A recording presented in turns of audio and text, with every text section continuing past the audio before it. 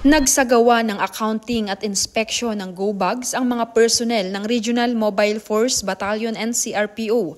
Layo ng aktibidad na tiyaking ang bawat pulis ay may kumpletong essential items na kinakailangan para sa mabilis na pagresponde sa oras ng emergency o anumang hindi inaasahang sitwasyon.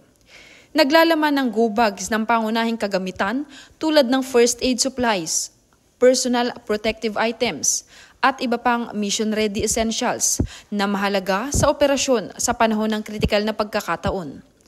Ang aktibidad ay isinagawa sa pangunguna ni Police Colonel Celso M. Rodriguez, Force Commander.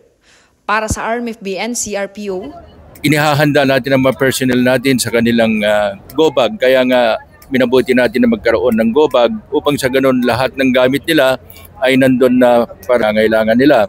Lalo na yung mga gamot, no? Yung mga kasama natin dito na may mga medical conditions, may mga nakasama dito, no?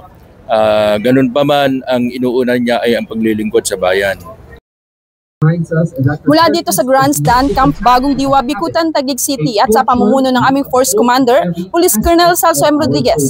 Ako po ang inyong Police News Network Correspondent, Patrol Buman Bungo, alagad ng batas, taga-taguyod ng balitang pulis. Police News Network, alagad ng batas, tagapagtaguyod ng balitang pulis, sandigan ng mamamayan, patnubay ng katotohanan.